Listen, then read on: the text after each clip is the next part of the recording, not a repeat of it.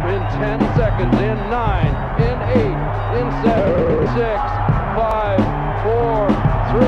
Happy 1994. Yo, welcome back to 1994 Was Yesterday.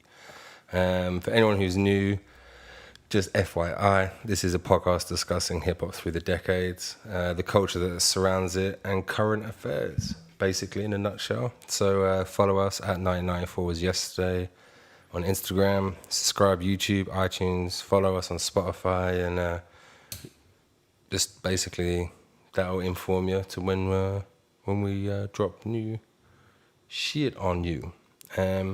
So with that out of the way, what's up? Not much, man. How about you?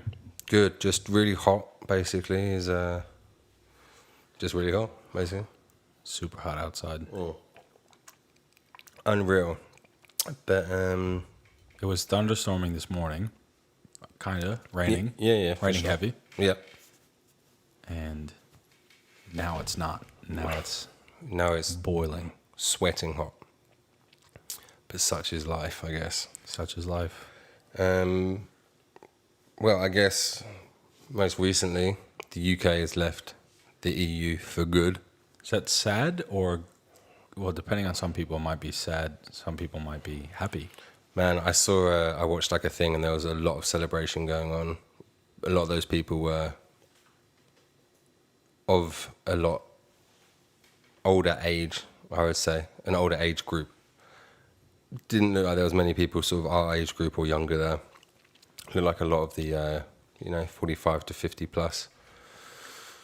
So, I mean, and majority, like, I don't want to be sort of go down that route necessarily, but white people, That were happy? Yeah, that's celebrating. Right. With this dickhead called Nigel Farage. Tell me more about Nigel Farage. What kind of toothpaste does this guy use? I could tell a lot about a guy from his toothpaste. He uses that type of toothpaste that doesn't even have a color in it. Just that plain white. That's the worst. And when you brush your teeth with it and it feels like Gritty on your teeth? Yeah. That's that guy. Economy toothbrush. Government toothpaste. Yeah. He's a dickhead. Shout out government, our sponsor for today, government brand toothpaste. Yeah. It's horrible. Don't buy it. Don't I buy like, what kind of toothpaste do you like? I like, Colgate. I like the Colgate gel. The gel? With the little blue pieces of glitter in it. Because I think that cleans my teeth a lot better. Well, we just got the one that has charcoal running through it. So That's all that cool. new shit. Yeah. Yeah. We're living in 2030. I know. It's supposed to be like extra whitening for your old teeth. Yeah, right. But interesting fact, did you know that how they have like red and green in toothpaste type thing? It's supposed to be like fluoride and whatever the other one is, mint or whatever. That's actually just coloring. Yeah. So there's like this whole like toothpaste war back in the day, and then it was either Colgate or one of the big companies was like, let's make it a color, and then they had this red and white striped toothpaste, and people were like, shoot, And it worked. and it worked because people need to see a representation of what's in the toothpaste, I guess. It sells. That's wild. I used to be when I was younger, I was really into cinnamon toothpaste. For a while, there's one called Close Up.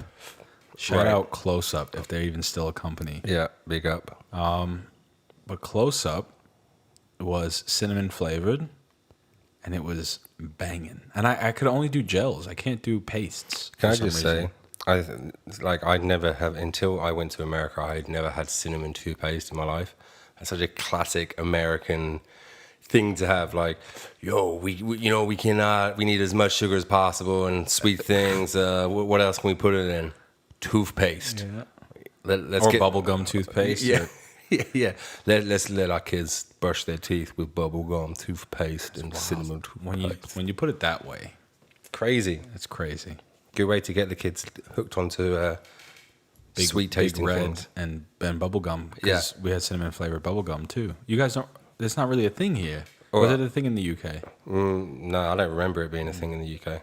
It's weird. Bland stuff we had. Yeah. Boiled goose. I've never had goose, but I would imagine that if I was to, it would be boiled for sure.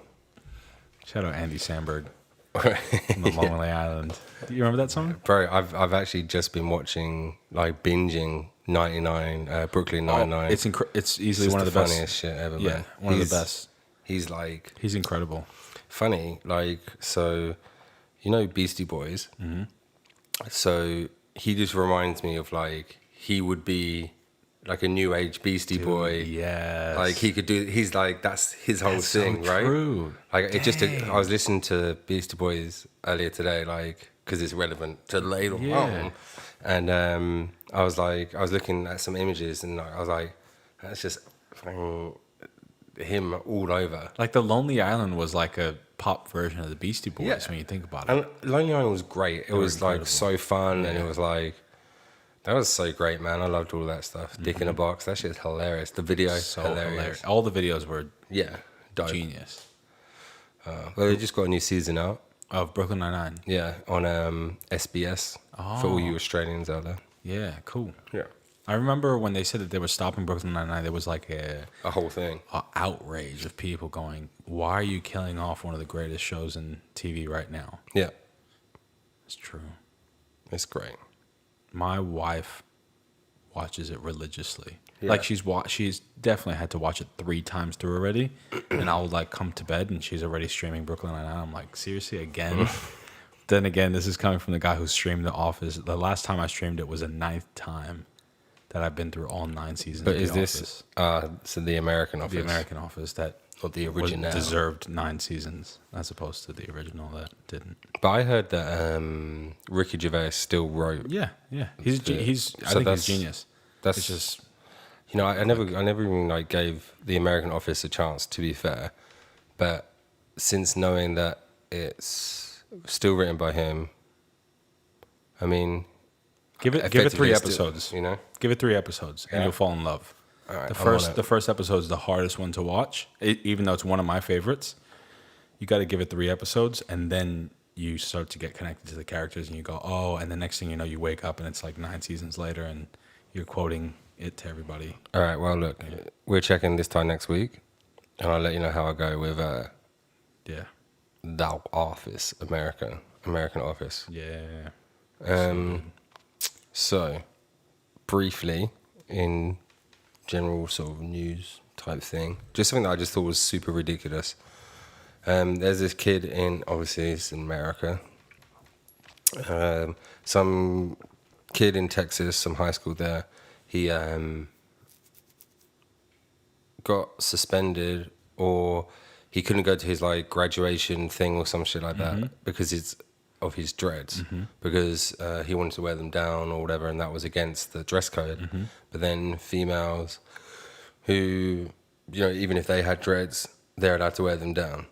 I mean, the fuck is that? It's 2020, bro. Like, wild. What do you think about, you know, what would you do if you were in that situation where, you know, your teacher was like, oh, you can't have like dyed hair, for example, or whatever, but then, you know, Karen behind you has pink and blue and fucking red streaks in her hair, and that's all good. I definitely saw that story, and my heart hurt for it, but at the same time, we know, I don't even know, like there is no debate. At the end of the day, it's their natural hair. Like what? It doesn't make any sense at all. And you know the crazy thing as well is like in America, there's not, unless you're at a private school, correct me if I'm wrong, there isn't a dress code. There's no uniform. Right. I mean, right? Yeah. So if you have like schools like here in Australia or in the UK or some of the schools in Europe, like they have a uniform. So I can kind of, not that I agree, I You can can see why. see a viewpoint at least. But I mean, with American school system, like you can rock up and, you know, obviously it has a uniform based, I mean, like rules and regulations. Kind of dress code. Kind of dress code, yeah. But it's messed up. Hair is hair. Is hair.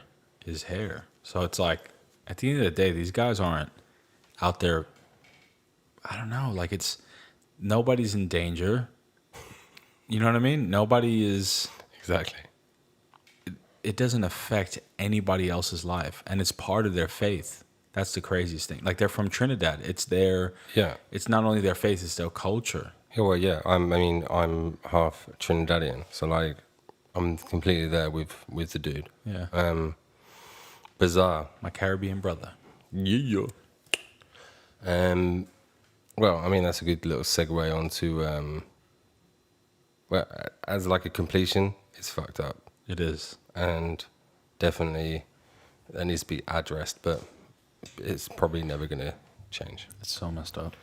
But yeah, like I said, a good little segue into Black History Month. Ooh. I mean, I feel like it's more of a thing in America as a whole, and then slowly it's becoming a thing in other countries, Right. due to internet, that sort of stuff. What are your views on it as, like, you know, a young black youth growing up in New York City, in Brooklyn? Well, You know, how was that for you? If it was anything, even. Yeah, as Latino in the States, you're lumped in with the black youth, as you Yeah. just said. And I went to predominantly black schools Yeah. in predominantly black areas for the most part. Half the time I went to predominantly black schools, and Yeah. so pretty much at the end of my high school time. Black History Month was always something that we took pride in the schools. We would learn about, you know, this person, that person, Martin Luther King, Malcolm X, Harriet Tubman, Rosa Parks, and they'd celebrate it, you know, and you'd have like quotes from Martin Luther King around school, and I saw the pride that would come into the black teachers, the teachers that were Zulu Nation, the teachers that were, you know, wearing the African garb, and it gave them a chance to showcase their culture. And it was like, it was cool. It was cool. I had a first grade teacher named Miss Dijon. I remember she was from... Shout out Miss Dijon. Shout out Miss Dijon. She adopted 2 girls from Nigeria. Sick. If I get the story correct, the kids, actually 3 girls, the kid's mother passed away, and while she was their teacher, and she pretty much fostered them. Not really adopted them, but they lived with her. Yeah, wow. They ended up becoming quite successful. They're 3 strong black women in America. Olyssa was the girl that I was in class with, and I don't know. There was something like I believe Miss Dijon was Trinidadian also, like Afro Trinidadian, and I was influenced by so many great black educators that were telling me the truth all the time. They would teach us the truth, and that's the beauty of it, is that like when we reach a part of our social studies book, they'd go, well, it didn't really happen that way, but let's just teach you how the book says, and then I'll tell you what really happened. And it was like, that was rad, because you're able to learn like both sides of the coin, like how I guess the white American man sees it and how the black American man sees it, or woman. But I was listening to JRE yesterday, and he had a guy on, the guy that has converted heaps of KKK guys. Is a black guy. Oh, okay, wow. His name is, if I'm not mistaken, Darrell Wilkins. Okay. It's a brilliant podcast. I definitely heard of this guy before because he collects KKK robes after they decide to leave the KKK. So he first becomes friends with them as a black man, and then shows them, hey, we're not that different. And then eventually they, make a long story short, they give him his robe. So he's trying to create Darrell Davis. Sorry, not Darrell Wilkins. Darrell Davis. And he's working on creating a KKK museum, because he believes that even though it's a dark part of our history, we should never destroy our history. We should know what happened in the past. Yeah, absolutely. And he is surprisingly against Black History Month. He thinks that it needs to end. And he is a black man fighting for black people. And he just says that it's holding us in an era where we can now move on from that, because we understand what Black history is. We don't need a month to celebrate it. We can celebrate Black history all the time. You know, it's woven into American culture. And once we decide to if it's Black History Month, then what does the rest of the months make it? White History Month? Well, yeah, and that's the thing. Like, I am very much in favour of this guy. So my sort of journey into understanding, in the UK, at least when I was growing up, like, you know, my mum was adopted into a white family, and my grandparents, they actually adopted all sorts of races of people. Like, there's Pakistani, Chinese. That's rad. Like full African, you know, other white kids, you know, Indian even. And they were like, you know, people with the faith type thing, you know, and then, but at this time, you know, we're talking like the 60s, beginning of the 60s, like, you don't, as white Christian people, that's very odd thing to do, is to adopt black babies or of color babies, different race babies, especially like from where I'm from. It's a very affluent type area, where it was anyway. And then growing up, it was just the only black people were my mum and this woman called Fola, and this other bloke, I can't remember his name. His name's on the tip of my tongue. And that was it, and that was all I knew. So for me, I never really, and my mum didn't know about black culture because she was adopted as a baby. Right. So she only knew anything that she got taught type thing at school, which was probably hardly anything, and especially as in England, you don't really have anything that's like Black History Month. Maybe they do now. Right. Probably not. Yeah. Because our whole relationship with like slavery is very different to how it was in America. Right. So then, you know, years go past, I'm at uni, and the first time I sort of like really dove into like and found out like this whole thing, Black History Month and the rest of it, was when I was studying American political science, and I was writing a essay on the KKK, and that's when I kind of learned all this stuff and the rest of it. And then moving forward, blah blah blah, I lived in America on and off in America for like 6-7 years, studied in America as well, you know, worked for the Boys and Girls Club of America, and it was all very much inner city youth in San Francisco, all the rest of it. So I got an understanding of what black culture is to them, etc., and like all the rest of it. Now, when it comes to it being celebrated and all the rest of it, I completely agree with this Daryl Davis. Daryl Davis. I don't know why I subscribe to the kin. Yeah. I completely agree with him. I think that, and I think there's other people out there for sure. Let us know in the comments what you think. But I think it's ridiculous to have, in the sense of the same context of what, so then you're just subjecting Black history to a month. You're right. Like just 1 month, and then that's it. And we don't talk about it anymore. We still continue, in America, for example, we still continue to learn from the books, and what they say is right, and have no one else questioning it, and that's what you get told. But during this 1 month in February, or like, it's from now until the end of February, right? Correct. Or beginning of March. Yeah. Then you can know real things and what really happened, who really invented this, that, and the other, Right. and who stole this idea and stuff. Yeah. But otherwise, the other 11 months, shut up and just listen to what you're saying, type thing, you know? So that kind of irks me, man. Like, I think that it should be something that is woven within the tapestry, to use what you had said.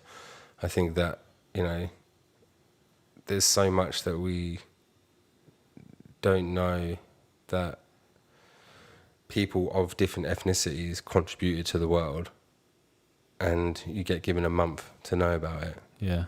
Or it gets highlighted for a month. It's ridiculous. That's what I think. Yeah, it's ridiculous. I see exactly where you're coming from, and I just remember back to how excited these teachers were to go, okay, now is my chance to, and now is my chance to show you who the real inventor of peanut butter was. Yeah. You know what I mean? Like, absolutely. Or the telephone. Or the telephone, right?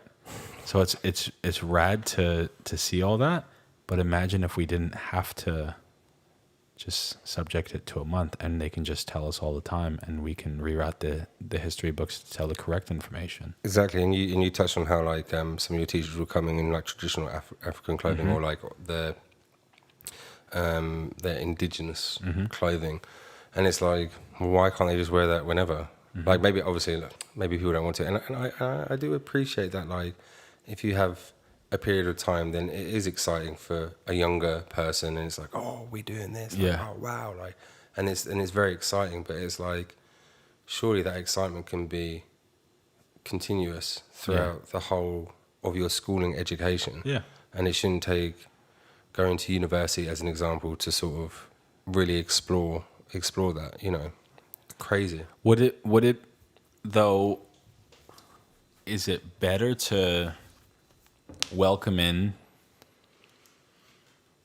a general understanding throughout the year of Black history, or is it still good to have a month where you're not only deciding that month you're going to learn about Black history, but you're going to honor the Black history that has the people that have laid their lives down, the suffering, that the changes that everyone had to go through, and almost so that we don't forget how everyone got here, and why we are where we are today. Yeah, I definitely think that it's a scale thing, right? So when you're younger, it's very basic understanding, just like how everything else is. You know, you learn all the information that you know starts at the young age and just gets built upon and goes into more detail as you grow up, right? So it should be included within your baseline education of what do you call primary school when you're before high school? Elementary school, that's it. So in elementary school, baseline. And I think that it should be in way more detail as you get older, like everything else does. Right. I do think it's important to I do think that it's good to have a focus for sure, but again, it's like if we keep talking about it, like if you keep talking about something to an extent, it's like you have to let go as well. Like, yes, it is horrible the way the Black people as a race were treated, are treated, etc. But also, if you hold on to something that's bad, it's just going to keep on affecting you and affecting every sort of decision that you make. If you take, imagine in Australia, for example, terrible what, happened with Aboriginal people and everything here, right? Right. And it's like, I remember when I first came here and I saw there was a Aboriginal health clinic, and I was like, I couldn't believe what I was seeing. I was like, so that's how it is, that there's that much segregation within this country still. Right. So for me, it's kind of like, the more you hold on to something, there's a difference between talking about it and celebrating it, then holding on to it and being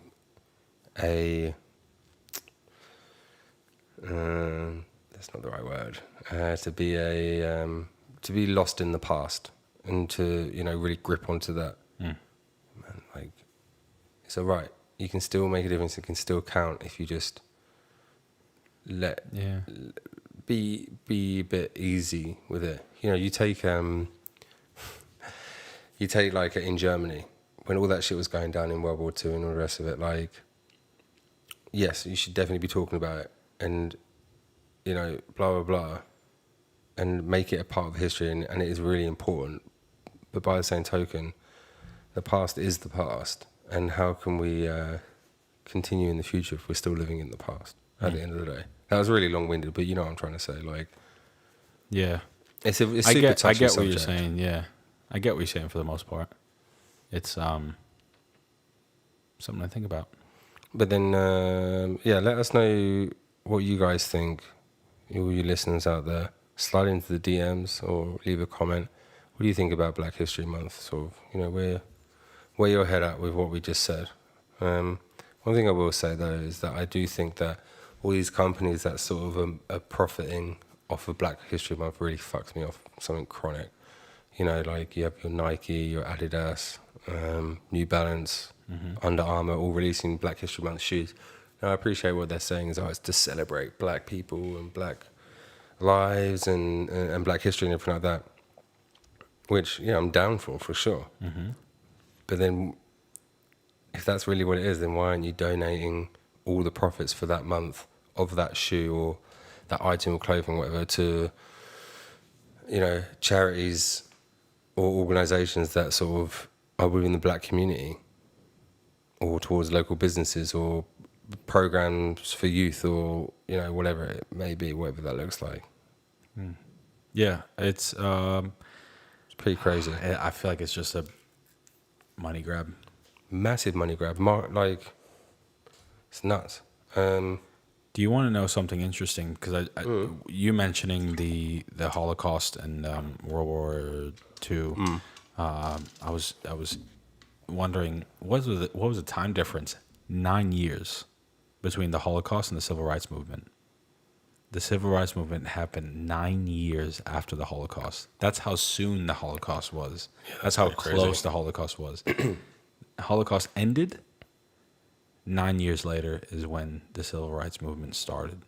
Martin Luther King, Malcolm X. Exactly. That's crazy. Isn't that wild? Like you picture it on two completely separate ends. That's exactly how I was thinking of it in my head. Yeah. The Holocaust was just 9 years. Is nothing. Crazy, right? So the Holocaust ended, I guess you can say technically, of May 1945.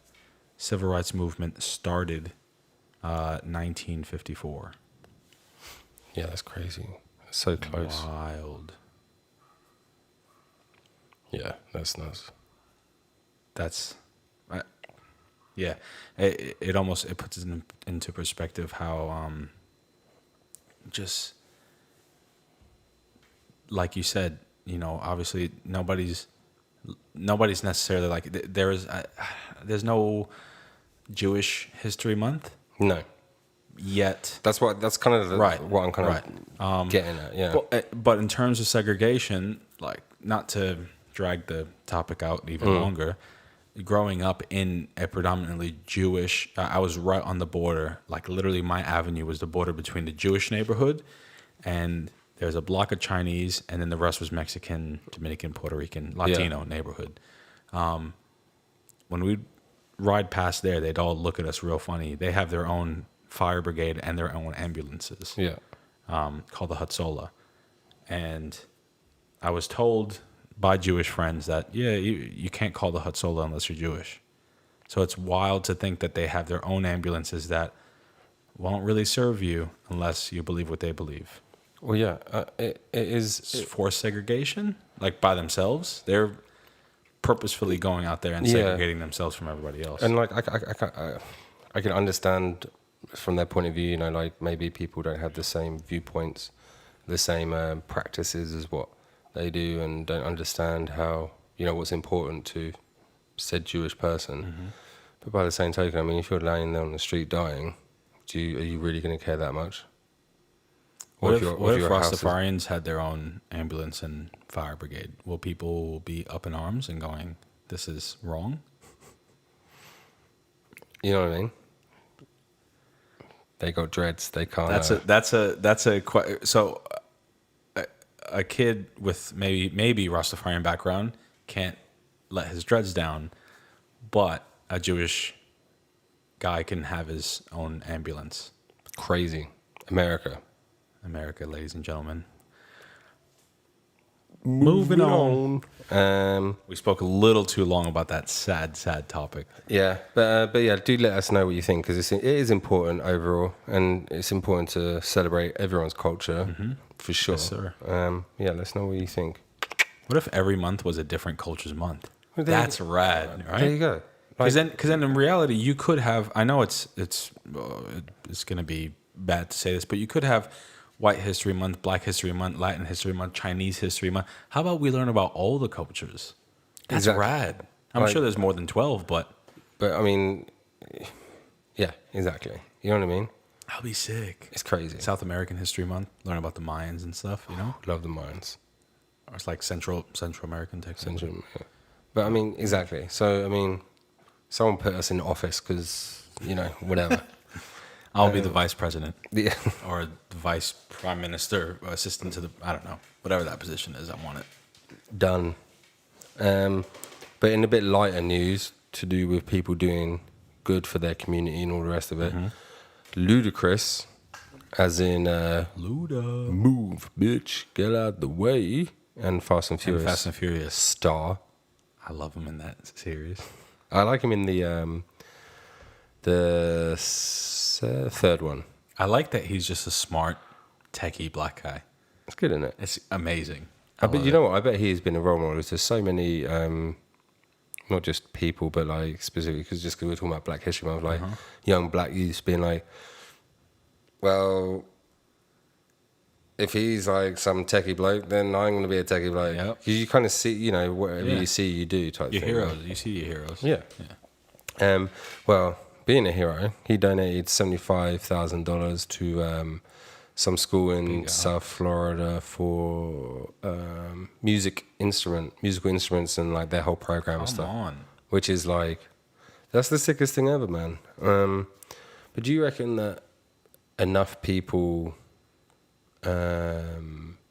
rappers, hip hop artists, give back to their communities, and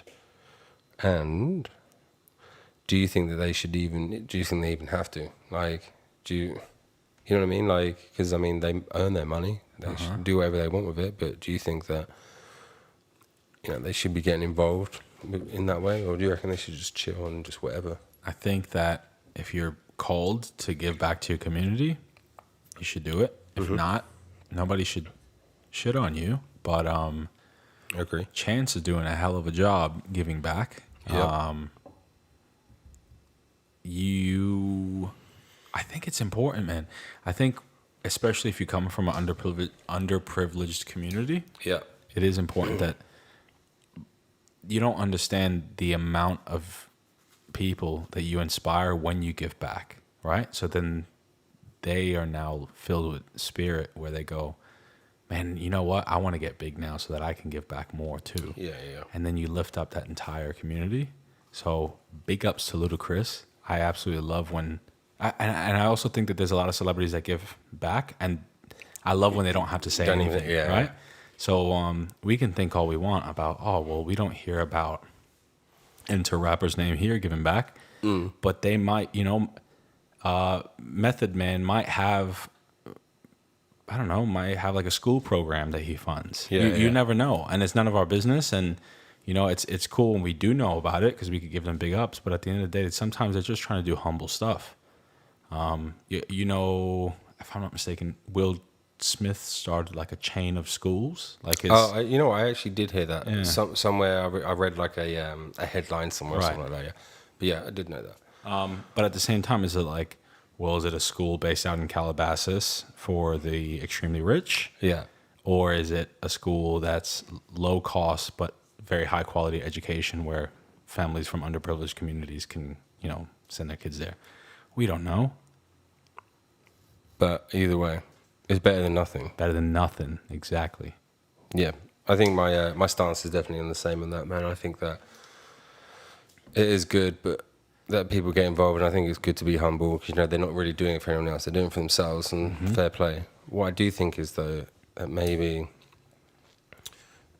less people probably want to do it because there's a lot of politics in it. But I think getting involved in how that with music, because I mean this is what we're here for, right? Yeah. This is what we're talking about. Yeah. With music, I think that they could definitely maybe be more involved in a level that contributes to the whole country, whatever country that may be that they are. I guess we're predominantly talking about America. Yep. Shout out Alfie. Shout out Alfie. Predominantly like America. Yeah. So do you think that maybe rappers or other artists of said hip hop genre, R&B, etc., whatever it may be, pop country or whatever, is there a place for them to get involved with the way that music is delivered within the classroom? Yeah. I think that's where you got to go next. Mm-hmm. It's all well and good. It's all well and good giving 75 grand here and loads of instruments and all the rest of it. That's obviously that's great. Mm-hmm. That's awesome. But imagine if you were like a board of directees for that township or that state or city or whatever it is, and you actually implement real change into like and not just in music, in art in general. Yeah, and all kinds of arts. You have these people who are like bizarre, right? So you have this person who is like an education minister or whatever they are, and then they have someone who's this, that, and the other. But it's like, well, you take someone like, I don't know, Ludacris, because we're talking about him, and he's come from like very underprivileged sort of background, etc. And look what has become of him and his success, and hundreds of people like him. Imagine if they were the people who are helping to curate that music program. That's or rad. Whatever that program is. So you take someone from that field, or a group of those, but you have a board of those people from that field, like 5 or 10 of them or something, and then they sit with the education minister, whoever that is. Design a curriculum or something like that. How sick would that be? What a legacy that would be to leave. I'm even thinking like, what about, famous chefs from areas designing cooking programs for kids and all that kind of stuff. Everything. Anything that you can think of. Yeah. There's a famous or a well-known person doing that. Yeah. So why not, like, with podcasting, Joe Rogan is probably one of the most famous podcaster people. Yeah. Now imagine if he had radio schools or whatever, like music tech schools, and they teach a radio portion. Imagine if he curated. That would be sick. The curriculum on about podcasting and radio. He did that. Mm-hmm. Combined with like a couple other like big radio hosts, famous people and the rest of it. That would be really cool, especially because a lot of people got into podcasting because of Joe Rogan. Yeah. And I enjoy his I mean, that's my favorite podcast ever. I enjoy his podcast, but how cool would it be to hear from people? Because they often have that saying, "Those who can't teach," right? How about learning, sort of pseudo learning from the person who actually made it and knows what works and what doesn't work? Yeah, that would be really rad. Well, they do have that that masterclass. That masterclass YouTube thing or whatever it is. Mm-hmm. And that's great. And that's definitely a good direction. Super good. But imagine if they applied that to the schooling system. Yeah. That would be even rad to mix in master classes with actual school. Yeah. Like gym class, you're learning how to shoot threes from Steph Curry via the masterclass videos. You know what I mean? So you can maybe break that down within the month. You know what I mean? And go, hey, we're going to look at 30 minutes every gym class, and we're going to apply what he says to that, and the gym teacher is the facilitator of everything. So it's like, how many more kids would be into basketball because they admire Steph Curry and they go, oh, rad, I could learn to shoot threes like Steph. Yeah. I think masterclass is a brilliant tool. Yeah. Brilliant tool. But yeah, if they applied that, if they used that as a tool within school, I can't believe no one's done that. Well, I mean, I'm not at school, so I don't know. Yeah. Maybe someone does do it, but it's a good idea, brother. Who are the people that we need to tell to get it sorted out, get it on? I don't know. We gotta work our way from the bottom. So I think we gotta start at the council and then work our way up from there. That's it. Megan's eventually going to be councilwoman though, so I'm rooting for her to get into politics. Well, I'm there. I got your back. She is what politics needs. So shout out to my wife, because all her incredible visions and views on life are what's going to make the world a more beautiful place. Everything's rooted in kindness. Need more of that. Yeah. So Megan 2030. Let's say that. I back it. Megan, you heard it here first. Got you, babe. Alrighty.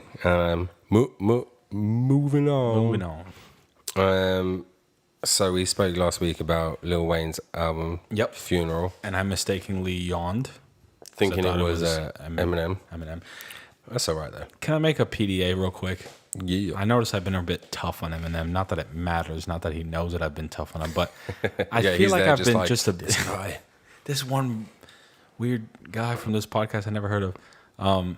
I feel like I've been a bit rough on it. I don't like the music, but he can do whatever the heck he wants because he's Eminem. And I think he charted 12 songs were in the top Billboard thingy majiggy. Like right now, apparently he has the most songs in history on the top Billboard. I don't know what the heck is going on, Cool. but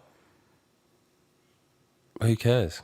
the end, Eminem could do whatever excuse my language, whatever the fuck he wants. I just not vibing it. The end. All right, No, continue. yeah, I agree, and I think who cares that he has 12 songs in the It's all the fake charts? stuff anyway. You know how they do that? We'll explain another episode of how they create these Well, bogus Billboard charts. later on, that could actually come into play anyway.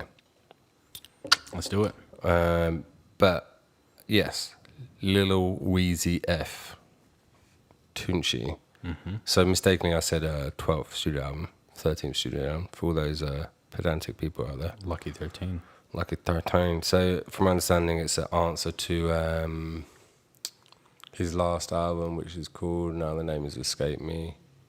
The Carter something. The 5. Carter 18. Well, like. that was the most recent album, but there was whatever, it doesn't matter. I'm looking it up now anyway. So what did you think overall on Lil Wayne's album? I didn't like it personally. It's just not my vibe. Lil Wayne's never been my vibe, and that's all right because we all have different. That's the beauty of the world. We all have different perspectives and different views, and we can all appreciate each other and not have to hate on each other because we don't believe what the other person believes. Was it Welcome to the Concrete Jungle or Face to Face? No. Superfly?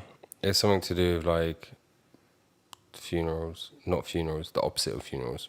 Oh. Like Risen, some shit like that. I can't remember. And it don't matter. But yeah, I don't like it. I'm not a fan of Lil Wayne. Rebirth? Rebirth, thank you. Rebirth. I think 2010. yeah. So I think this was like Funeral was like kind of like the flip side of that. Yeah. He's released a lot of music since then, though. Well, so Jeez. on the Zane Lowe interview on Apple Music, he said that he's got 20 albums worth of songs still to go. Lord Almighty. That's incredible. So wild.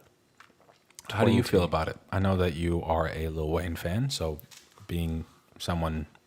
talking to someone who's not that much a Lil Wayne fan, you being a Lil Wayne fan, how did you like the album? I think it started off good. I think the middle kind of lost its way a bit, and then the end kind of picked up. Do you blame that on albums, on the length of the album? Do you think you would have had the same perspective if it was shorter, an EP, 5 songs, mixtape? Well, I think for me, 5 songs is not enough.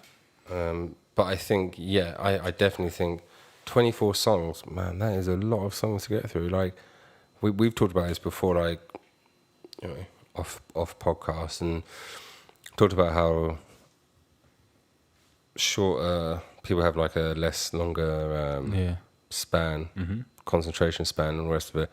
And like, look, I'm all for back in the day, you know, 24 songs, and they release a double album with 24 on each disc or whatever. But man, that's a lot of music. And like you said, I think you said it last week. Like, how many of those songs are you actually going to listen to? Right. Or we spoke about it somewhere along the lines. You were like, how many of those songs are you really going to listen to like over and over again? And with this album, that's definitely something that I'm not about to sit here and listen to that album again anytime soon.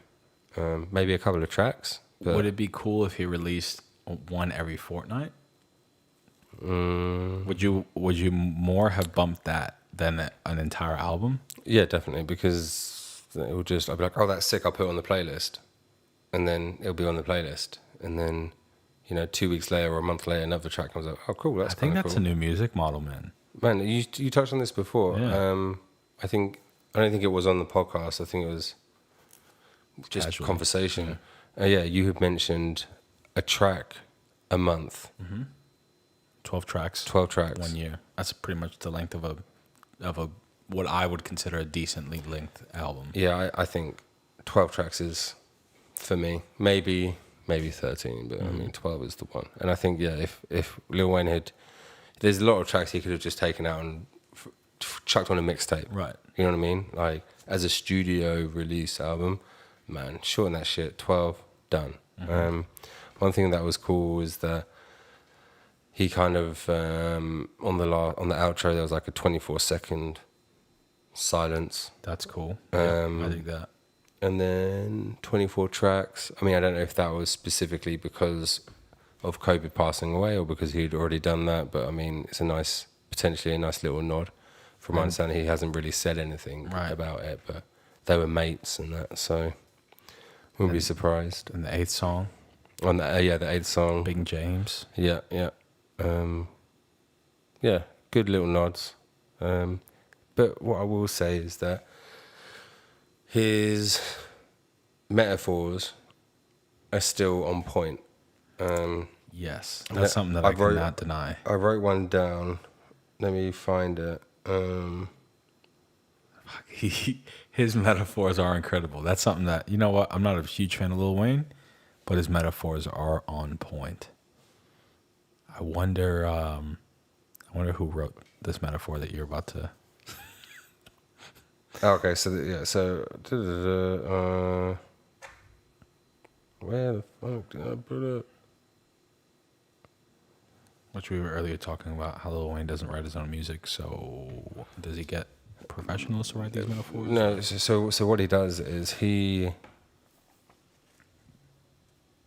writes. He doesn't write anything down specifically. Yeah. So what he'll do is he'll go into the booth, Freestyle. and then just freestyle it out until something picks up, and then he'll go with that, or he'll just record it on his iPhone, like on voice memos or whatever. Right. So you don't mean he doesn't write his own music, as in he has mean, ghostwriters. as in you he mean he doesn't- physically physically does doesn't not write. sit down and write and try to focus on rhymes and this and that. Yeah, so he doesn't have like a rhyme book, Right. so right. to speak. Gotcha. That's again changed just my perspective on Lil Wayne, because I thought you meant, because I don't know much about him. Yeah. So when you said he doesn't write his own music, he doesn't write his music, I thought you meant he doesn't write his own music, as in he has ghostwriters. No, he just doesn't. Drake. Yeah. So all his stuff from, I think it was like, I don't know. I'm not going to even say because I can't remember. But there's like a turning point. He was like, I'm not going to write anything down anymore. And then, so everything is all just, and then what he has to do, I watched an interview 8 years ago, is that he then has to like learn the song to be able to perform it like on stage and stuff. Makes sense. I found that lyric that I was thinking of. His line was, "Pistol whip you till you know the serial number by heart." That's pretty cool.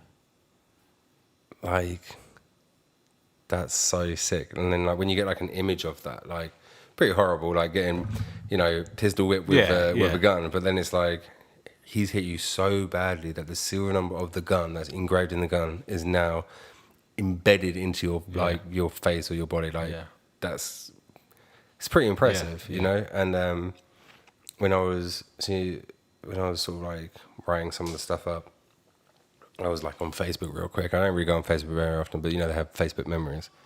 So 10 years ago yesterday, I actually posted up Lil Wayne lyrics, and they another like amazing metaphor lyrics, which go as I think it's a track he did with Eminem, funny enough. I got ice in my veins, blood in my eyes, hate in my heart, love in my mind. I've seen nights full of pain, days were the same. You keep the sunshine, save me the rain. I search but never find, hurt but never cry. Sick. Yeah. Like that His flow, rhymes that flow is are fire. And that's it, and that's the thing. Like, so he said in this interview how he wanted to be more current, in the sense of this album in line with like how the people were doing it today. Like all like the shit music today. Yeah. Hence why the middle part of his whole album, which is the majority of the tracks, are a bit crap. Right. Some of the beats are alright, But yeah, overall, Out of 10? well, not very high. Like a 6.5, maybe a 7. But that's just because metaphoric. Like his lyrics, His lyrics, his always, skill set yeah, is his skill set. I just don't think his delivery is very good. This is what's so annoying. So with this album, it's like there's a few tracks that his delivery is like sick, and then the rest of it is just falls at the wayside because it's just like all that mumble bullshit. Yeah. But do you think that people should, like Eminem, trying this newer stuff and all the rest of it? Like you just said, how he should do whatever he wants, but also should he not just stay in his own lane? Like, you know what I mean? Like keep that shit to mixtapes and whatever, like actual studio music you're releasing, you know, what do you reckon? Or maybe he should keep, or maybe studio music should be the new shit and then mixtapes should be the actual real good stuff. I have no answer for that. I don't know. Everyone's so different. But can you imagine like Nas just coming out with an album that's like how Lil Wayne's is and Eminem's is being like trying to be like all current and all the rest of it, like No, yeah, you know what I mean? Yeah. I feel you. The thing is that from the way that I look at it, Lil Wayne's music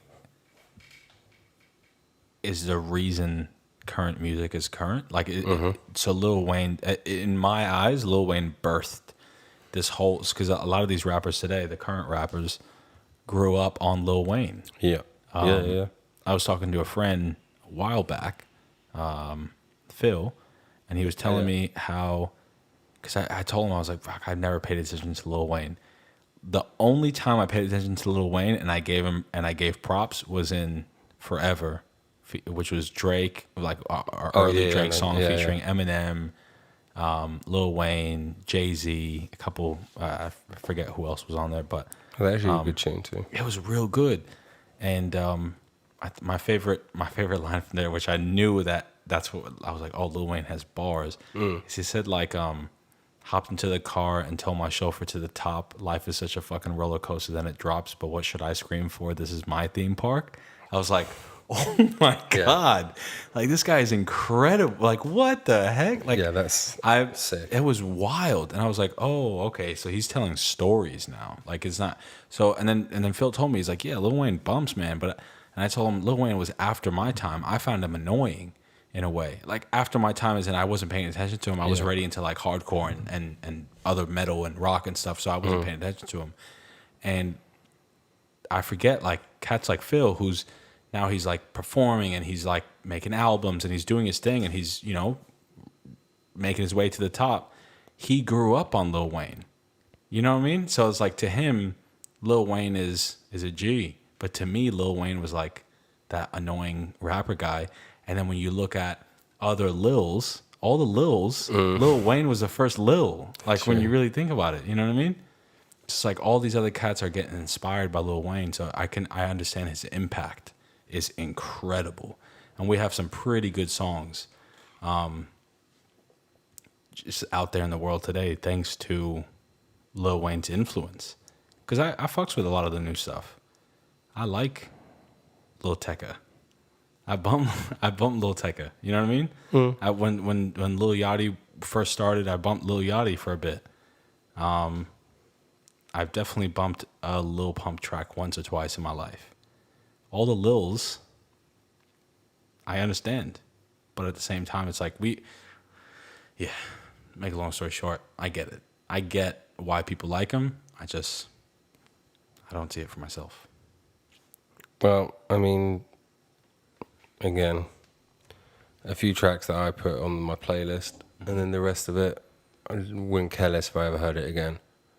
For me personally, like, I think I touched on this last week as well. You know, Wayne went to Rikers Island after Carter 4, or after I'm Not a Human Being, rather. And then everything since then, since he came out of Rikers, has been,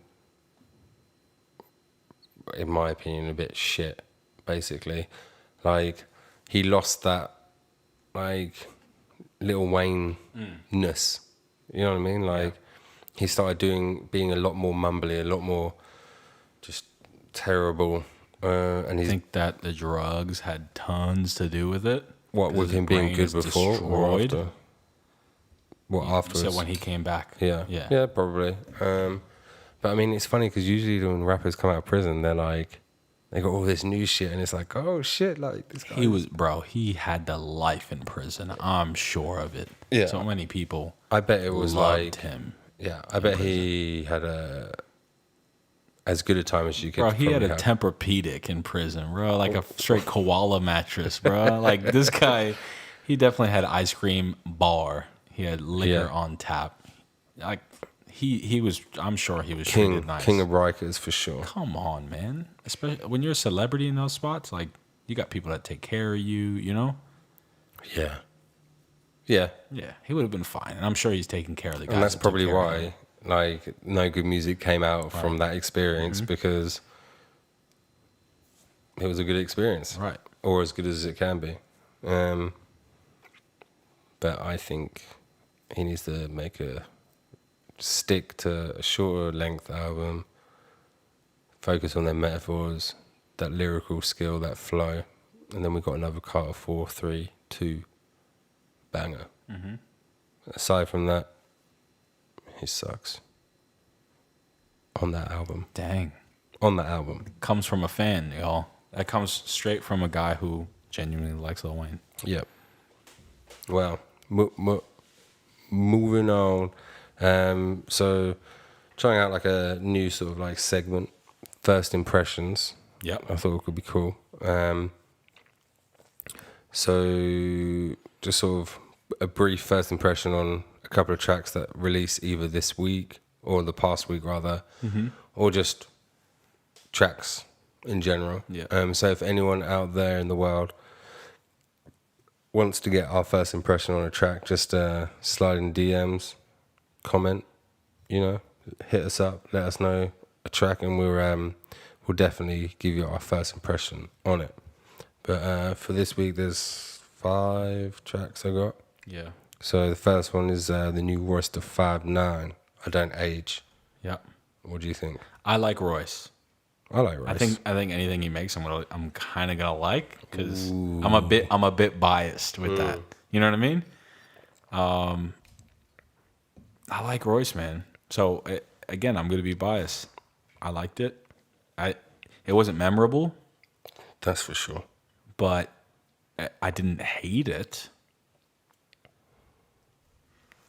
Look, I think that, I definitely agree with you. It's a bit whack. But I think the beat was pretty sick. The beat was sick. He could have done so much more with it. Like, I would like to have seen like a sort of a catch and throw, catch and release type vibe with it. Like, going back and forth with the beat. Because it's that type of beat, and it needs... That would have been like the one. But yeah, I don't know. Not that much substance to the lyrics or anything like that. Out of 10? Personally. Did I? 4? 3. Ooh, all right, I'm going 3. And I like him. I'm going 3 as well. I thought I was just being generous with 4.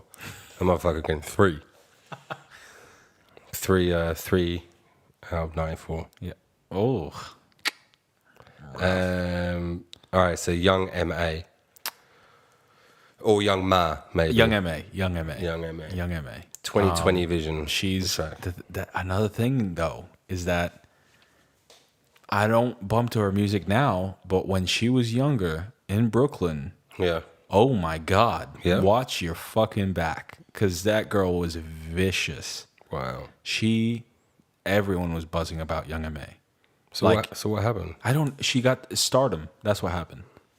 Stardom. And that's literally like my problem with the track is that like all she's talking about, and I know a lot of people have done this, I know a lot of people do this, but it's boring. We already know, this is how I made my first million, and I'm so fucking silly. It's like, just shut up. Yeah. You're an idiot. No one cares. Like, you're all like in a limousine, all cramped up as fuck. Brag hop. Yeah, brag hop. Yeah, it's just, your clout is shit. New title right there, brag hop. Whack music. It's the whack music. So yeah, get away from my ear holes. Young M.A., if you bump her old stuff, you'd see she was vicious, my man. Like vicious. And then all of a sudden she got stardom. and she got soft. Yeah, She got soft. it's so whack. It's so like unsubstance. It's just nothing. It's literally nothing. Yeah, it's nothing. But Out of 10, 1 I give it a 2 just because I have respect for her as a person and past shit. and her past stuff. 2. 2. All right. Yo Next. Gotti, more ready than ever. I'll let you go first. So he's got a new album out actually, Right. and I just picked like the song release. Yep. Beat is fire. I was Beat is like, nice. as soon as it came out, I was just like, ooh. I'm just gonna read off what I wrote because it's just easier. Full bodied, like as a whole thing. It's Like just just coffee. Yep. yeah, you know what I mean. Yeah, it's just real tasty. Again, not the best lyrical sort of induced tune, but could easily bang it out. Like the way I see it is that like you're cruising down the street. It's like a warm 6'4". summer's day in the 6 for how.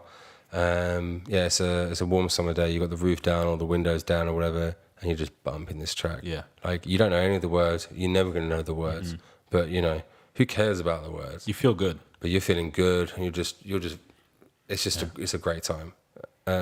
That's how I feel about the track. Yeah. I can't say I'm a fan of him, Yeah, but I like good singles. And that's I good go on a single to single basis. I haven't heard the album. I don't think I will. I'm not even gonna lie and say, yeah, I'll check it out. It was all right. I'm not gonna add it to my playlist, but it was never. Oh no, all I right. would. Out of 10? Because that summer vibe, man, it gets me. I love that summer vibe. I'm gonna go like a 6. I'm gonna go 4.5. 6.5. Okay. Just because, like, I just know that feeling, and I just crank it. You're and I just trying to channel you in your mind. It takes you there. Yeah, 100%. So purely because of that, that's where I'm at. You know what else takes you there though? What? I wish we had a sponsored drink so that we can just go this drink right here and make a little bit of money, but we don't. Will Smith and DJ Jazzy Jeff's "Summertime." That's exactly the song that I have in my head. Yeah. And that takes me there. As soon as that comes on, it's just like, Yeah, you feel good. or the festival song by Australian dude Pez, I think it is. It's probably not Pez, Yeah, I don't know. but if you Google or type into YouTube the festival song and like Australia or something like that, that song, I'll play it for you afterwards. It's like a vibe, and Yeah, cool. and it's nice. Next track, second to last, Lil Nas X featuring Nas. I'll have a conflicting view from you, Yep. but I like Lil Nas X. I think his melodies are pretty fun. He's fun. I don't think he's actually trying to be a rapper. I think Lil Nas X is just riding this Old Town Road wave out. He made Panini. What was this one called? Rodeo? Oh yeah, rodeo. Yeah. Sorry, yeah, rodeo. So, Old Town Road, riding it. Panini, still riding it. Rodeo, he's going down a little bit, but he's riding it. And big ups to him, bro, because you know what? If I was Lil Nas X, I'd put out 3 tracks. Peace, see y'all later. Buy myself a couple houses. Thank you for your time, y'all. But his melodies are not bad, and that's why I could fucks with it. Now, on the other side, I was a bit disappointed in Nas a little bit. It's like A little bit. That's an understatement. I get that you're trying to. I get that it might look like you're reaching your hand out to the youth. Yeah. But it almost looks like you're reaching your hand out for a little bit of cash. 100% cash. You know what I'm saying? How? Keep it. I know you got a lot of things to say about this. But, I actually have, contrary to that, I have very little to say. Oh, I thought the beat was all right. I like the sound. I like Lil Nas X's voice, the sound of his voice. yep. It's quite, How round it is. yeah, it's quite a good voice. Shout out to him being gay too, Yeah. holding it down. I'll the come other on gay to that. cowboys. I'll come on to that in a sec. But basically, it's a nothing track. I have nothing to say about it. Nas is like supposed to be the king, and I think he's let fucking everybody down. Oh man, he was the king in the 90s though. He's still No, don't tell me that. No, Illmatic. He's still Illmatic. That's the only argument that you have is one word, Illmatic. One album title, Illmatic. So the question is why bother? And you've already answered it. Yeah. Because he's for the money. Does he need the money? No. So why are you doing it? I have Maybe no he idea. does need the money though. Maybe he had a few bad investment deals. Well, I know that. Could you use an extra couple $1 million? Yeah, of Let's course. be real, bro. Come on. It's not. It's Out of 10. fucking no, 0. -3 out of 10. Is that what you're saying? 100% negative everything. Negative 94. I This give guy's it- an idiot. I give it a 8. He's such a knob. But what I will say though is I give it an 8 such a because because it pisses you off, and such a that's why prick. I'm giving it an 8. Put that in the history books. well, 1994 was yesterday. Gave what was this song called again? Rodeo. Rodeo. An 8. terrible song. It's not even that good. Anyway, you touched on it earlier.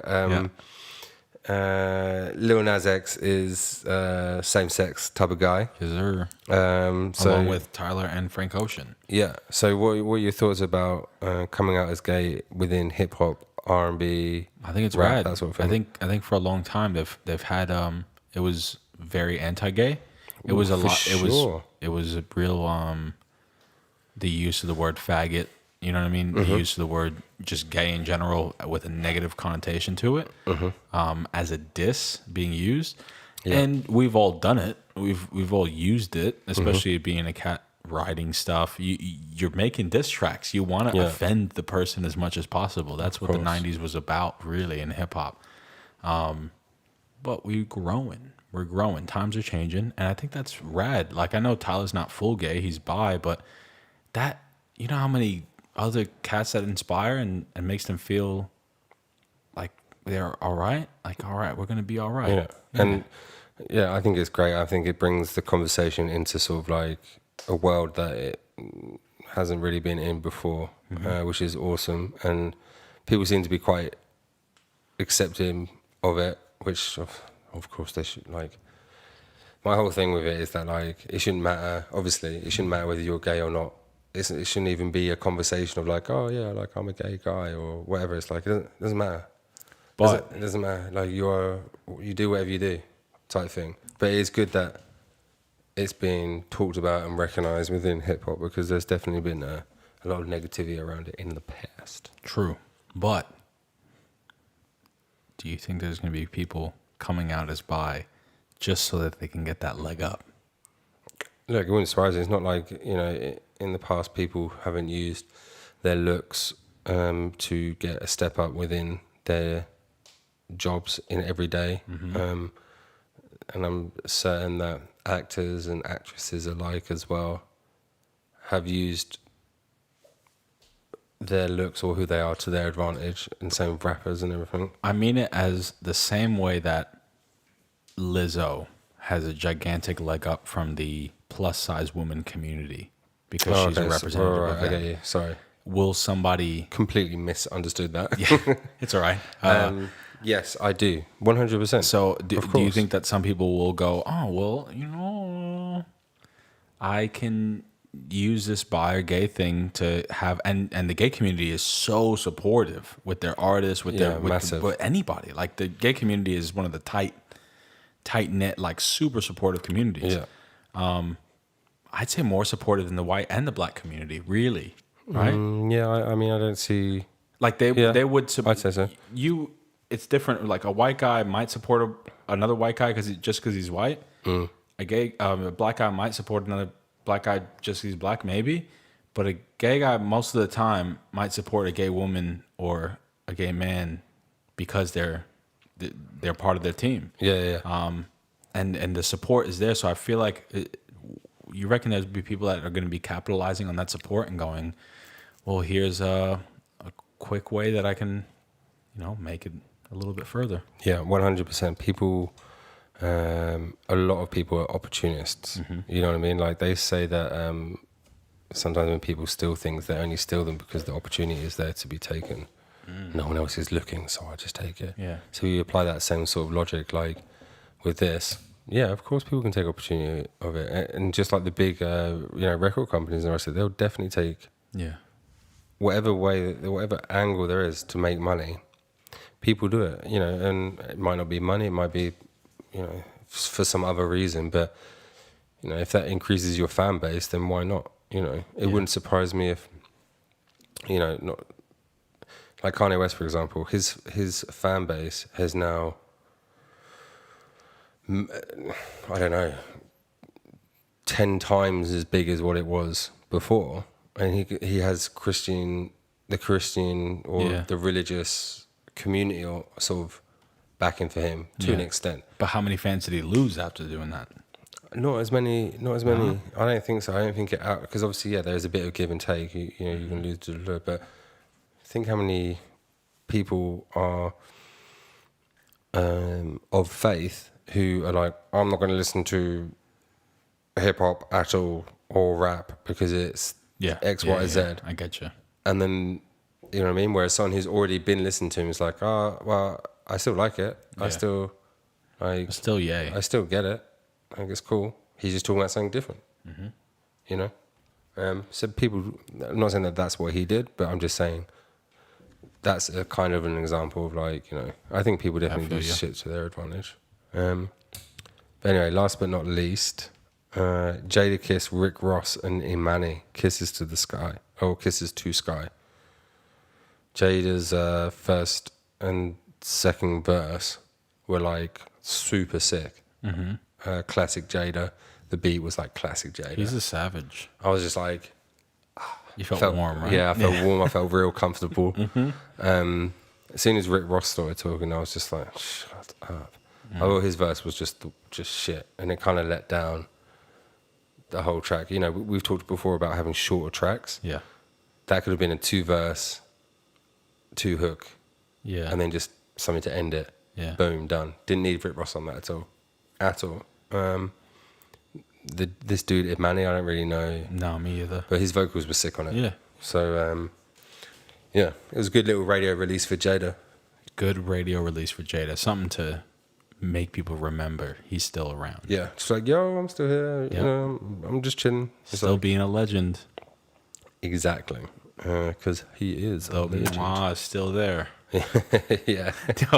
No. On the side note, though, he had a track with Gangstar, with Guru, called "Right Where You Stand," and he said,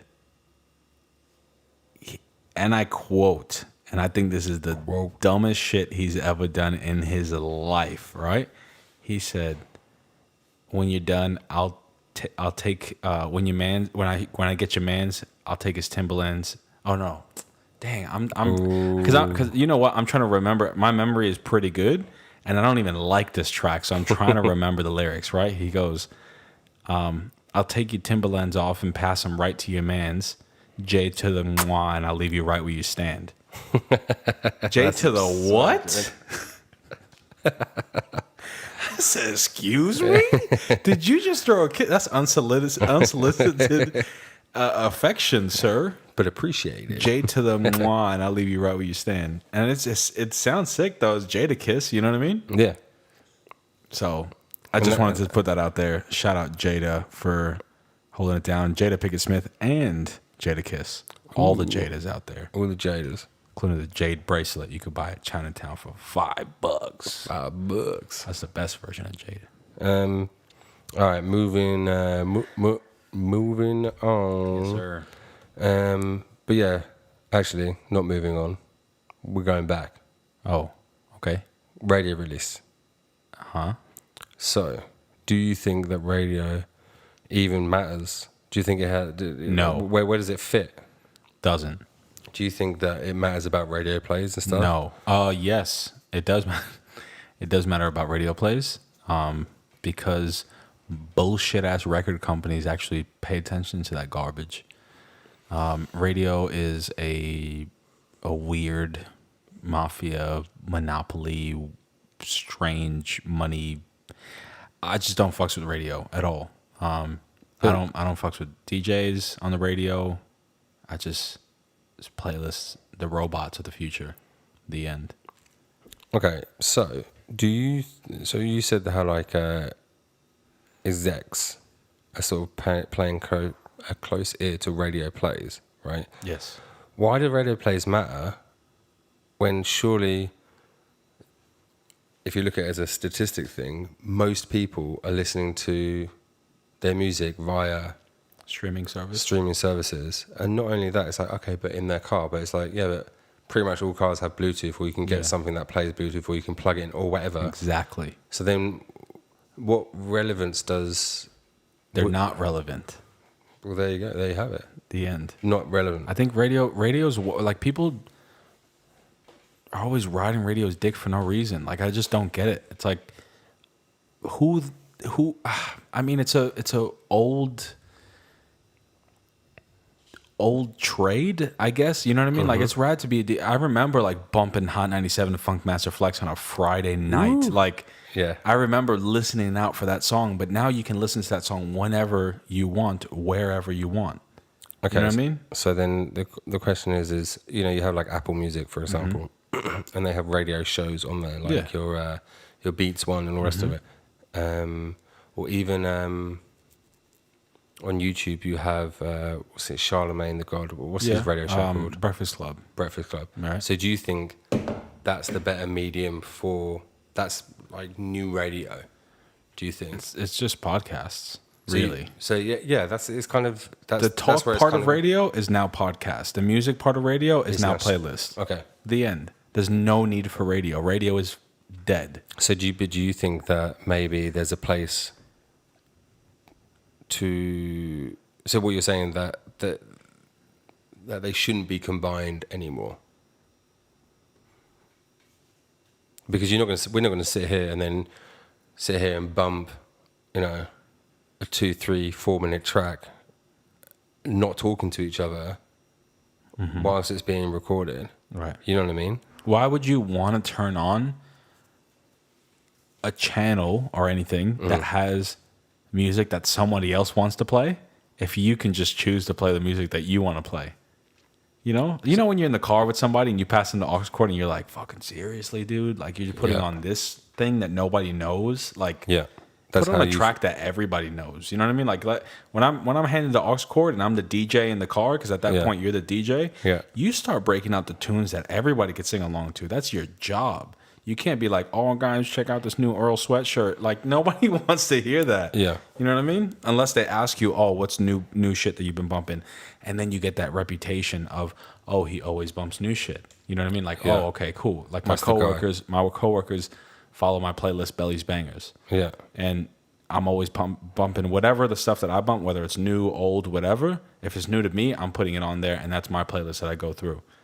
Yeah, we'll make a 1994 was yesterday playlist on Spotify where we'll put our, know, the stuff that we bump on. Absolutely. But if you don't like something on a playlist, you can just skip it or play your own thing. That's the beauty of it. So for you, radio is definitely a pastime, just like TV and broadcast television. Sorry. And so broadcasting in general dead. And you feel there's not really a place for within radio, within that sort of topic of music and conversation to be combined. Oh, for sure there is, yeah. But I mean, as in like playing music, and then. No, I think it's just awkward. It's weird. I want to either listen to someone speak, or I want to either listen to music. I don't want Funk Master Flex stopping it every 5 seconds to go, Funk Master Flex. Yeah, that and then is playing the music, really and then 30 seconds later, he starts it over again. It's like, what's this shit, bro? You know how many times he starts tracks over and over? Yeah, I mean, it's tough to listen to. It's like, I'm over it. I don't even want to go to a fucking club, dude. You know what I mean? Like, I don't want to even listen to live DJs play stuff. I want to go listen to the artists that I want to listen to, see them live, see them play their stuff. I'm not going to go to the club and listen to some guy just bumping other people's music. It's like, what's the point of that? Just put on chuck on at our wedding. We just chucked on a playlist. Yeah, You don't done. even, we didn't Easy. even have a DJ picking the music. It's like, what? You have a public playlist that people can add tunes to, and it'll just keep playing down, and whatever you guys want to hear is what everybody's going to hear. Yeah, If it's whack, we'll just press skip. The end. That's quite a good way to do it, because if you think that, like, if I was to have a DJ as an example, I'd be like, these are the tracks that you're playing. Yeah. Don't be playing anything else other than this shit that I want to hear, because that's what I like to hear. Right. And my friends, the people who can be there, that's what they like to hear. So effectively, all they're doing is pressing play at that point. Right. And mixing it. Yeah. Which is a skill. Mixing is a skill. Oh, yeah, absolutely. To hold the crowd and all that stuff. But it's like, I get, if you're a DJ, like I got a boy, Parker, right? Who's a DJ, EDM, whatever that genre is. He makes his own shit at the house, makes his own mixes, and then goes out and plays it. So people like Parker's mixes. You know what I mean? Parker's beats, all that stuff. That's rad. I think that's sick. But you wouldn't book somebody if they're just going to press play on a playlist anyway. You know what I mean? That you're just paying tons of money for that now. It doesn't make any sense. That's my thing on it. There we have it. You heard it here first. Not that it matters, but... It matters. Oh, we should have named the podcast Not That It Matters. Ooh. Still time. Maybe in another life. Moving on. Any sort of products that you come across recently or anything like that within our sort of grasp that you like the look of? Think are cool, deserve a shout out? No. Scoop and Way in Cronulla. There's a Scoop and Way place, and I just discovered like the beauty of Scoop and Way. Yeah. Not like the Cole Scoop and Way. What is it? They just have like a bunch of random ass stuff that you can just like buy in bulk and bring your own containers in and fill up your containers. Food. Yeah. Sick. Yeah. That's pretty cool. good. Yeah. So you can like not just nuts and pick and mix and that kind of stuff, but like I got chocolate covered freeze dried strawberries. That's rad. You know what I mean? Or you can Scoop and Weigh soap berries to wash your clothes. You know what I mean? Like you just scoop and weigh whatever the heck you want. That's kind of cool. Good little concept. Cashew butter. You know what I mean? Like you just get the amount that you need. Well, I mean, that is a good sustainable... Got there in the end. Good sustainable future, you know, just take what you need. That's how it used to be back in the day. Yeah. As in, like, way back in the day. Yeah. Just take what you need and then leave the rest. Just go up to the deer, chop his leg off, and then bring his deer home, you know, and then let him just chill. Whatever, yeah. It's all good. What about you? Nah. Pretty much. That's it. Just cool. Cronulla Scoop and Way. Sponsored by Cronulla Scoop and Way. Yeah. Go visit them. They're actually not called Cronulla Scoop and Way. They just... No? You'll figure it out. There you go. If you just type in Cronulla Scoop and Way, it's called like Earth's Choice or some generic ass bullshit name. That doesn't surprise me that that's the name at all. Earth's Voice. Ooh, fun show. Yeah. All right, moving on. This week in 1994 hip hop, we had Beastie Boys actually released an album called Some Old Bullshit, and it was not at all what I was expecting. It's like full hardcore, and it's from Hardcore like Boys. Yeah, it's from their like a bunch. It's a compilation basically of all their shit from the 80s, which is all hardcore basically. So it's pretty interesting to see sort of how they were. But then later on in 1994, they actually released Ill Communication, which is like a banger. So if you guys out there haven't heard it, go look it up. It's pretty damn good. Beats on fire. And you don't have to wait for the DJ to play it. You can just go on Spotify and look it up. There you go. There you go. You can discover new music. It's the truth. New to you, old to the world. ADOR released The Concrete, which is the single. I'd never heard of even this person. Me either. When I was trying to like look it up and stuff, there's an album that is like best hits or whatever, which was released in 2002, but this song came out in 1994. Yeah. There's like no trace of an album or anything. But this track is an absolute beast. It has all the early 90s feels that you would want from it. It's absolutely sick. They sample a trumpet, or he samples a trumpet, which, check it. Rad. It's sick. It's the jam. And then Down South released Lost in Brooklyn. Down south. Down South, yeah. Really sick. Cool. Very. I gotta check it out. Yeah. Beats are great, very sort of classic boom bap. A lot of like wind instrument influences, samples and shit. Really good vibe. Yeah, a couple of standout tracks, but yeah, it's worth a listen, man, for sure. But yeah, moving on. Anything going on in Sid this week that you know of? Just one thing I know of. Vibey AF. Catch a Vibe in Lord Gladstone on Saturday. Yeah. Trying to find the time. 10 p.m. till late, I believe. It's a bushfire relief show. So they got a couple artists on. I don't know what the vibe is with this, or if it's a specific genre, or if they're mixing genres, but I got a boy George who runs it. So Shout out George. Shout out George. Shout out Wisdom Noises. Vibey AF Sydney is their handle, and they'll just be at the Lord Gladstone. Yeah, sick. That's all I know. That's going on this Saturday. So yeah, I don't know anything else really. To be fair, I didn't have a massive big look into it, but yeah, there was nothing that sort of shouted out straight just away. Google it. Google You got two hands and a keyboard. Now you can Google things. You don't even have to wait to look in the newspaper or a magazine to see it. Saying? No, You can go to Facebook events. If you're lonely as fuck, go to Facebook events. There's something on every hundreds day. of shit. Yeah. Too much stuff, if anything. All right, and then lastly, but not leastly, we have a few questions or comments from you guys out there, which is awesome. Thank you for participating. You know, this sort of thing we're going to be doing every week. Is there? You know, just interacting in that and seeing what's up. Firstly, got a lot of bullshit ones being like, clearly they're bots. Being like, hey, what do you think of my photos? Yeah. Like, not like, if it was like my mixtape, I might be like, oh, maybe this is a real dude. But no. But we got a few. So one of them was from a CJ Wellsmore, saying, on a scale of 1 to stuff, can you explain what this thing you're doing is? 1 to stuff? It's like from 1 to 10, but he's 1 to stuff.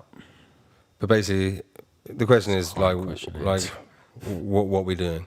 Talking shit for about an hour, sometimes over. Talking shit about what we want to talk about. 1994 till present, hip hop, culture, and all the rest. 2 interesting men. At least we think we're interesting. I definitely think I'm just interesting. giving their old opinion, making something that you can listen to while you're taking a shower, while you're taking a dump, while you're driving to work, while you're falling asleep. That's my favorite way to listen to podcasts, falling asleep. Falling asleep is definitely a good way of doing it, that's for sure. And then we got one from, I'm just trying to find out what LOJM.P. Oh, that's a trusty Lojim.P. username. And they said, because we talked about Biggie and Puffy last week, Right. They said, so what really happened with Tupac? He's chilling on a beach in Mexico right now. Are you freaking kidding me? Absolutely. 100%. Are you kidding me? 100%. I'm all over that 7-day theory Let me thing. just drop this mic real quick. Yeah. Done. That's chilling on a beach in Mexico. Yeah. Completely agree with you. And we can dive deep in that like maybe another time. Yep. But yeah, he's chilling for sure. It's kicking with Elvis. Oh man, could you imagine? And Saddam Hussein. Sadly enough. I know. I said it. I don't think Saddam's dead. Just Actually, I don't think he is either. Oh, sorry. I used the wrong guy. I said Osama bin Laden. Yeah, I knew who you meant. I said Saddam.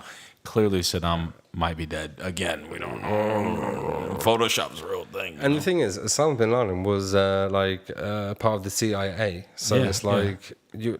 Anyway, that's the another whole thing. Yeah. But yeah, If you dig the conspiracy theories, yeah, fire them off. yeah. Because we love talking about that stuff. We love that stuff. It's fun.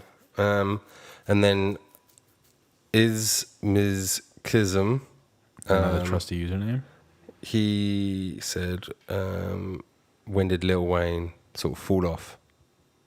But I think we kind of said, I mean, for me, it was definitely, get boring, for me, it was after it came out of Rikers, everything after that, Carter 5 onwards, trash. The month after Bedrock released. Oh, yeah? That was a banger, that song. Yeah. Mm-hmm. So everything after that? I guess, yeah. I mean, that's fair. when I considered it to be Yeah. like, okay, I'm over it. Yeah. Fair play. And Thanks for the questions. Yeah, appreciate for the questions. And then, if you got access to the 94 account, just have a Yes. quick look. Yeah. Because for some reason on my iPad, it won't let me look at it. Let's see. I think I do. No, I don't. Well, we'll answer them in the stories and stuff if there is any on there. I'm pretty sure I've answered the couple that were actually on there from memory. But yeah, aside from that, make sure you let us know if there's anything that you want us to talk about in particular. Slide into the DMs. Don't forget to follow us on Instagram, Spotify, YouTube, subscribe, Apple Podcast. Click the bell to get the notification. Ding. But yeah, thanks for the support and all the kind words that people have been saying. Thanks for the feedback. That's definitely super important for us. Yes, sir. But yeah, on that note, peace. We out. Peace.